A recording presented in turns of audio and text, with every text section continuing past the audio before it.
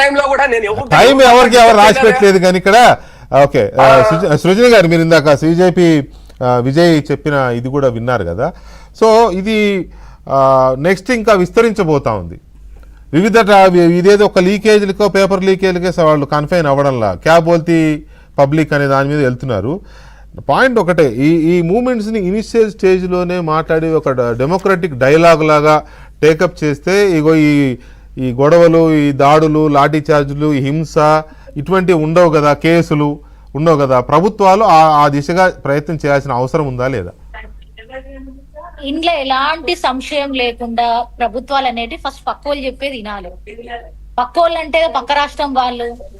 నిరసన ఎవరు చెప్పినా వామపక్షం అయితే తప్పేంటి, ముస్లిం చెప్తే తప్పేంటి, మహిళ చెప్తే తప్పేంటి, చిన్న పిల్లాడు చెప్తాడు తప్పేంటి, అసలు తప్పేంటి? భారతదేశ ప్రజలుగా ఉన్నప్పుడు వాళ్ళ ఏ అస్తిత్వం ఉన్నా, వాళ్ళ ఏ కులమైనా, మతమైనా, విద్యార్థి అయినా, గృహిణి అయినా, రేపు చనిపోయే ఒక ముసలావిడ గాని ప్రభుత్వం పని బాలేదు, వైఖరి బాలేదు అని చెప్తే తప్పేంటి?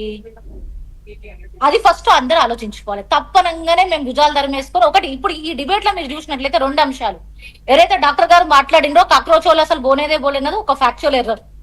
అంటే అభిప్రాయాలు ఉండొచ్చు, మొత్తం ఫ్యాక్టే తప్పు. అంటే సూర్యుడు పశ్చిమాన ఉదయిస్తాడు అని చెప్పడం అనేది ఫ్యాక్చువల్ ఎర్రర్. రెండేంటి, ఇంకొకరు వేరే వ్యక్తి మాట్లాడి వారేమంటారు మీరు అంతా ఒకటి మేము అంతా 1, 2 అనేది ఇడిచిపెట్టండి.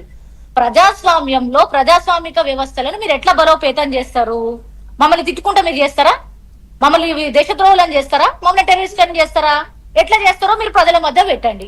3, ప్రజల మధ్యకి వెళ్ళి ప్రజల కోసం మీరు ప్రభుత్వాలకు వచ్చేంత వరకు ప్రజాస్వామిక పద్ధతి బాగుంటది. వచ్చినాక మాత్రం ప్రజాస్వామ్యం నచ్చదు. ప్రభుత్వంలోకి వచ్చేంత లోపు మీకు విద్యార్థులు నచ్చుతారు, ఎందుకంటే యాంటీ ఇన్కంబెన్స్ ఉంది కాబట్టి వచ్చినాక మీరు నచ్చారు. అంటే ఇదేంటి అంటే ప్రజలకున్న ఇబ్బందులని, ప్రజలకి కావాల్సిన విధానాలని ప్రతి ఒక్క రాజకీయ పార్టీ వాడుకొని దానికి వ్యతిరేకంగా పనిచేస్తే ఇది ప్రజా వ్యతిరేక ప్రభుత్వము. అసలు ఇది దేశ విద్రోహ ప్రభుత్వము. దేశ విద్రోహులు ప్రజలు కాదు, ప్రభుత్వాలు. వాళ్ళు చేసే పనులని ప్రజలకు వ్యతిరేకంగా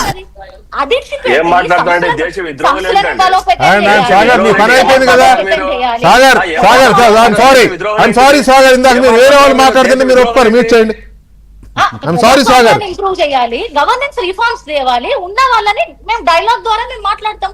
నిరసన ఎవరికున్నా రండి, మేము చెప్తాము. ఎవరైతే అది ఏ పార్టీలకు అతీతంగా ప్రభుత్వాలకు అతీతం అంతే తప్ప మాకు అన్ని తెలుసు, మేము మీకంటే ఎక్కువ చదువుకున్నాము, నేను మా ఇంట్లో డాక్టర్లు ఉండు, మా ఇంట్లో విద్యార్థులు, అవన్నీ అనవసరం లేదు. మీరు ప్రజలని మీ పిల్లల్లాగా, మీ అన్నల్లాగా, చెల్లెల్లాగా చూడవలసిన అవసరం లేదు. ప్రజలని ఒక డిగ్నిఫైడ్ ఇండివిజువల్స్ గా చూడండి. ప్రజాస్వామ్యంలో మంచి పరిపాలన మన హక్కు, దాని మీద మాట్లాడండి అంతే. రైట్.